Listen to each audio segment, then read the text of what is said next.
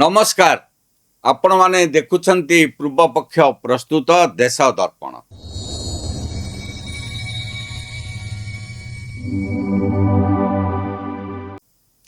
दर्शक बंधु, राजनीति रे समय सबु बेले समान रहे नाही।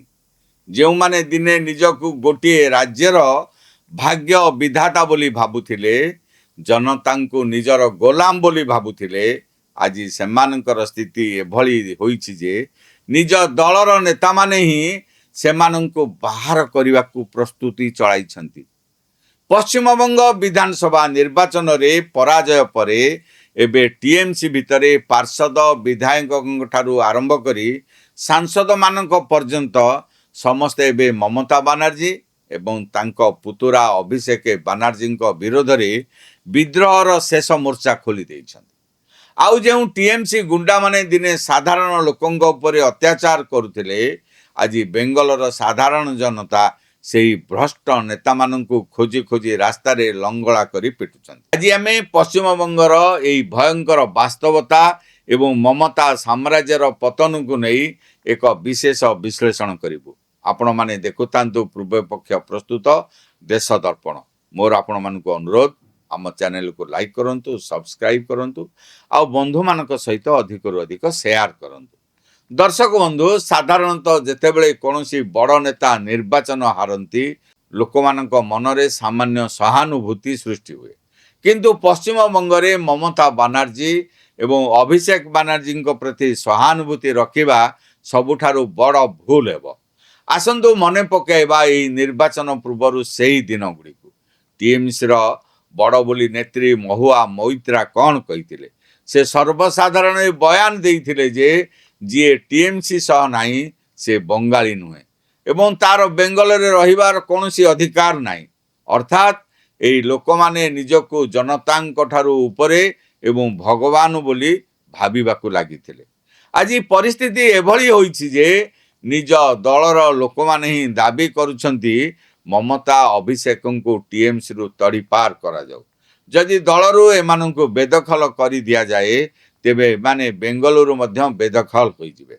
तमिलनाडु किंबा केरल भली अन्य राज्य रे क्षमता परिवर्तन हेले केवल सरकार बदले, किंतु पश्चिम बंगरे जहा घटुची ताहा कल्पना बाहरे। बेंगलर लोक माने भाबी नैथिले जे बोध हुए रक्त रंजित गुंडा राजरू केबे मुक्ति मिलिब नाही, किंतु जेतेबेले मुक्ति मिलिछि सेतेबेले जनतांक आक्रोश सबु सीमा पार करी जाउछि। काहेकि ममता बनर्जी प्रति काहारी मनरे सहानुभूति रहिबा उचित नुहे ता बुझिबा पई आपनकु रंजिता प्रमाणिक कहानी शुणिबाकु हेबो। रंजिता प्रमाणिक हेउछंती जने शुद्ध बंगाली महिला जी पश्चिम बंगरे बीजेपी महिला मोर्चा सह जड़ित थिले। तांकर दोष कौन थिला? दोष केवल एतिक थिला, से निजर सनातन संस्कृति को भल पाउथिले, बीजेपी सह जोड़ी होइथिले। एथिपई टीएमसी रो गुंडा माने तांको घर ऊपर को पत्थर मारिले, गाली गुलज कले एवं तांको धर्षण रो धमक मध्य देले। कथा एतिक रे सरी नथिला। 2021 मसियार एकादशी तिथि रे जेतेबेले से गोमाता को खाइबा को देबा पई घरु बाहरी थिले, सेतेबेले टीएमसी रो नृशंस गुंडा माने तांको ऊपर को एसिड फिंगी देइथिले। से सही समय तलकू झुकी पड़ू तांको मुह तो बंचीगला, किंतु शरीरर तल अंश संपूर्ण पोड़ी नष्ट हो गला। निज जीवन बंचाइबा पई से कलिकता छाड़ी मध्य प्रदेशर भोपाल को पलाई आसिले। आज मध्य तांको आखिरे सेही आतंक स्पष्ट देखा जाउछि।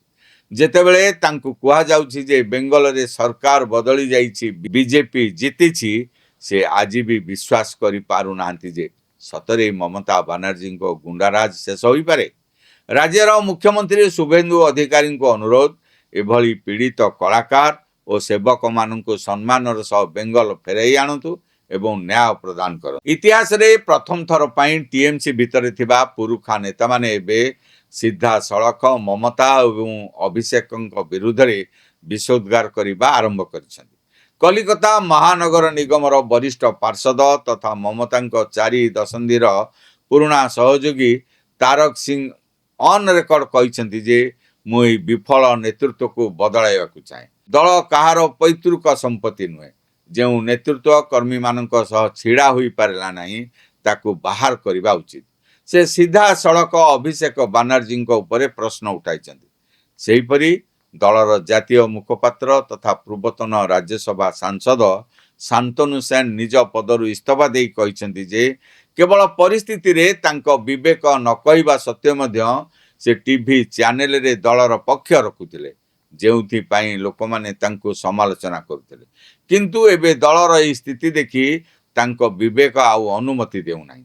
ବରିଷ୍ଠ ନେତା ବିଶ୍ୱଜିତ ଦେବ, ଯିଏ ମିଜୋରାମର ଆଡଭୋକେଟ୍ ଜେନେରାଲ ଥିଲେ, ସେ ସ୍ପଷ୍ଟ କହିଛନ୍ତି କି ମମତା ଏବଂ ଅଭିଷେକଙ୍କ ଜ୍ଞାନ ବିନା ଦଳରେ ଏତେ ବଡ଼ ଦୁର୍ନୀତି ହେବା ସମ୍ଭବ ନୁହେଁ। ଟିଏମସିର ସବୁଠାରୁ ବଡ଼ ଦୁର୍ନୀତିଗ୍ରସ୍ତ ହେଉଛନ୍ତି ମମତା ଏବଂ ଅଭିଷେକ। ଅନ୍ୟତମ ସାଂସଦ ସୁଖେନ୍ଦୁ ଶେଖର ରାୟ ଭବିଷ୍ୟବାଣୀ କରିଛନ୍ତି ଯେ ଟିଏମସି ଏବେ ସମ୍ପୂର୍ଣ୍ଣ ଭାଙ୍ଗିଯିବା ଜାଗାରେ ପହଞ୍ଚିଛି। ସବୁଠାରୁ ବଡ଼ ଦୃଶ୍ୟ ବେଙ୍ଗଲର ଗଳି କନ୍ଦିରୁ ଏବେ ଆସୁଛି, ଯେଉଁଠି ଜନତା ନିଜେ ନ୍ୟାୟ କରୁଛନ୍ତି। ବୀରଭୂମ ଜିଲ୍ଲାର ଦୁବରାଜପୁରରେ ଟିଏମସି ପାର୍ଷଦ ଭାସ୍କର ରୋଜ ଏବଂ ତାଙ୍କ ସହଯୋଗୀ ଧନଞ୍ଜୟ ଗରାଇ ପ୍ରଧାନମନ୍ତ୍ରୀ ଆବାସ ଯୋଜନାରେ ଗରିବ ଲୋକଙ୍କଠାରୁ କଟ୍ ମନି ବା ପିସି ନେଉଥିଲେ। ସରକାର ବଦଳିବା ମାତ୍ରେ ସାଧାରଣ ଜନତା ସେହି ଭ୍ରଷ୍ଟ ନେତାଙ୍କୁ ଘେରିଗଲେ ଏବଂ ତାଙ୍କ ପୋଷାକ ଚିରି ରାସ୍ତାରେ ଗୋଡ଼େଇ ଗୋଡ଼େଇ ଚପଲ ଓ ବେଲ୍ଟରେ ଭରପୁର ମାଡ଼ ମାରିଲେ। ବିଶେଷ କଥା ହେଉଛି ଏହି ମାଡ଼ ମାରୁଥିବା ଲୋକଙ୍କ ଭିତରେ କୌଣସି ବିରୋଧୀ ଦଳର କର୍ମୀ ନାହାନ୍ତି। ସେମାନେ ହେଉଛନ୍ତି ସେହି ଅଞ୍ଚଳର ଅତ୍ୟାଚାରିତ ସାଧାରଣ ଜନତା। ସେହିପରି କାଞ୍ଚରପଡ଼ାର ବିଜପୁରରେ ଟିଏମସି ନେତା ଅଭିଜିତ ରାୟ ଓରଫ ବନି, ଯିଏ ଦିନେ ପୋଲିସ ସାମ୍ନାରେ ବିରୋଧୀଙ୍କୁ ଧମକ ଦେଉଥିଲା, ଆଜି ଜନତା ତାର ସମସ୍ତ ଅହଙ୍କାର ଭାଙ୍ଗି ଦେଇଛନ୍ତି। ଲୋକମାନେ ତାର ଅଣ୍ଟାରେ ରସି ବାନ୍ଧି କେବଳ ଗଞ୍ଜି ଏବଂ ହାଫ୍ ପ୍ୟାଣ୍ଟ ପିନ୍ଧାଇ ପୁରା ଅଞ୍ଚଳରେ ବୁଲାଇଛନ୍ତି। ପୋଲିସ ତାର ସେହି ରସି ଧରି ଟାଣି ଟାଣି ନେଉଛି। ହାଉଡ଼ାର ଏକ ହସ୍ପିଟାଲ ଭିତରେ ଟିଏମସି ନେତା ଅରୁପ ରାୟଙ୍କ ସହଯୋଗୀଙ୍କୁ ମଧ୍ୟ ଚପଲରେ ପିଟା ଯାଉଛି। ବରିଷ୍ଠ ସାଂସଦ ସୌଗତ ରାୟ ଯେତେବେଳେ ଥାନା ବାହାରକୁ ଆସିଲେ, ସାଧାରଣ ଲୋକମାନେ ତାଙ୍କୁ ଚୋର ଚୋର କହି ଅଣ୍ଡା ମାଡ଼ କରିଥିଲେ। ଏଥିରୁ ସ୍ପଷ୍ଟ ଜଣାପଡ଼ୁଛି ଯେ ବେଙ୍ଗଲରେ ଭ୍ରଷ୍ଟାଚାରୀଙ୍କ ପାଇଁ ଏବେ ଆଉ ସ୍ଥାନ ନାହିଁ। ଏପରିକି ଦଳ ଛାଡ଼ୁଥିବା ପାର୍ଷଦମାନଙ୍କ ସଂଖ୍ୟା ଏବେ 525 ପାର କରିସାରିଛି, କାରଣ ସେମାନେ ଜାଣିଛନ୍ତି ଟିଏମସିରେ ରହିଲେ ଜନତା ସେମାନଙ୍କୁ କ୍ଷମା କରିବେ ନାହିଁ। ନିଜ ଦଳର ଏଭଳି ସ୍ଥିତି ଦେଖି ମମତା ବାନାର୍ଜୀଙ୍କୁ ଜନତାଙ୍କ ଦୁଃଖ କିମ୍ବା ନିଜ ନେତାଙ୍କ କଟ୍ ମନି ଉପରେ କୌଣସି ଅନୁତାପ ନାହିଁ। ବରଂ ତାଙ୍କୁ ଛାଡ଼ି ପଳାଉଥିବା ନେତାଙ୍କ ଉପରେ ସେ ରାଗି ଯାଇ ଏକ କବିତା ଲେଖିଛନ୍ତି, ଯାହାର ଶୀର୍ଷକ ହେଉଛି ଗିର୍ଗିଟ୍। ଏହି କବିତାରେ ସେ ନିଜ ଦଳର ନେତାମାନଙ୍କୁ ହିଁ କଡ଼ା ଭାଷାରେ ଗାଳି ଗୁଲଜ କରିଛନ୍ତି। ସେ ଲେଖିଛନ୍ତି, ଗିର୍ଗିଟ୍ ଠାରୁ ମଧ୍ୟ ଅଧିକ ବିପଜ୍ଜନକ ହେଉଛନ୍ତି ସେହି ଲୋକମାନେ ଯେଉଁମାନେ ନିଜ ସ୍ୱାର୍ଥ ଅନୁଯାୟୀ ରଙ୍ଗ ବଦଳାନ୍ତି, ଯେଉଁମାନେ ନିଜର ଆର୍ଥିକ କାରବାର ପାଇଁ ଅନ୍ୟମାନଙ୍କୁ ବିକ୍ରି କରିଦିଅନ୍ତି, ସମର୍ଥକଙ୍କୁ ଅପମାନିତ କରନ୍ତି। ଆଉ ଏହି ବିଶ୍ୱାସଘାତକ ଏବଂ ସୁଯୋଗବାଦୀମାନେ ଇତିହାସ ପୃଷ୍ଠାରେ କେବଳ ଗଦ୍ଦାର ଭାବେ ମନେ ରହିବେ। ମମତାଙ୍କୁ ଆଜି କଷ୍ଟ ହେଉଛି ଯେ ତାଙ୍କ ନେତାମାନେ ଦଳ ଛାଡ଼ି ପଳାଉଛନ୍ତି, କିନ୍ତୁ ସେ ନିଜେ ଚିନ୍ତା କରିବା କଥା, ଦିନେ ସେ କଂଗ୍ରେସ ଛାଡ଼ି ପଳାଇ ଆସିଥିଲେ। ବେଙ୍ଗଲର ଝିଅମାନଙ୍କ ଉପରେ ହେଉଥିବା ଅତ୍ୟାଚାର ଏବଂ ସେମାନଙ୍କ ଲୁହ କେବେ ମମତାଙ୍କୁ ଦେଖାଗଲା ନାହିଁ। ଆଜି କ୍ଷମତା ଯିବା ପରେ ମମତା ବାନାର୍ଜୀ କବିତା ଲେଖୁଛନ୍ତି।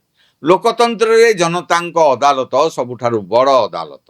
ପଶ୍ଚିମବଙ୍ଗରେ ଆଜି ଯାହା ଘଟୁଛି ତାହା ଭାରତର ପ୍ରତ୍ୟେକ ଭ୍ରଷ୍ଟ ଏବଂ ଅହଙ୍କାରୀ ନେତାଙ୍କ ପାଇଁ ଏକ ବଡ଼ ଚେତାବନୀ। ଯେତେବେଳେ ଜନତାଙ୍କ ସହ୍ୟ କରିବାର ସୀମା ଶେଷ ହୋଇଯାଏ, ସେତେବେଳେ ବଡ଼ ବଡ଼ ସାମ୍ରାଜ୍ୟ ମଧ୍ୟ ଏଭଳି ଭାବେ ମାଟିରେ ମିଶିଯାଏ। ମମତା ଏବଂ ଅଭିଷେକଙ୍କର ଏହି ସ୍ଥିତି ପାଇଁ ସେମାନଙ୍କର ନିଜର ପାପ ଏବଂ ଗୁଣ୍ଡାରାଜ ହିଁ ଦାୟୀ। ଏହି ସମଗ୍ର ଘଟଣା ଏବଂ ଟିଏମସିର ପତନ ଉପରେ ଆପଣମାନଙ୍କର ମତାମତ କ'ଣ, ଆମକୁ କମେଣ୍ଟ ବକ୍ସରେ ନିଶ୍ଚୟ ଜଣାନ୍ତୁ। ଭାରତୀୟ ରାଜନୀତି ଏବଂ ପଶ୍ଚିମବଙ୍ଗର ଏହି ମହାସଂଗ୍ରାମର ପ୍ରତିଟି ଟିକନିକ ଖବର ସବୁଠାରୁ ଆଗେ ପାଇବା ପାଇଁ ଆମ ଚ୍ୟାନେଲ ପୂର୍ବପକ୍ଷ ଏବଂ ପୂର୍ବପକ୍ଷ ପ୍ରସ୍ତୁତ ଦେଶ ଦର୍ପଣକୁ ଲାଇକ୍ କରନ୍ତୁ, ସବସ୍କ୍ରାଇବ୍ କରନ୍ତୁ ଆଉ ବନ୍ଧୁମାନଙ୍କ ସହିତ ଅଧିକରୁ ଅଧିକ ସେୟାର କରନ୍ତୁ। ଏଇଠି ଶେଷ କରୁଛି ଆଜିର ଅଧ୍ୟାୟ। ପୁଣି ଦେଖା ହେବ ଆଗାମୀ ଅଧ୍ୟାୟରେ।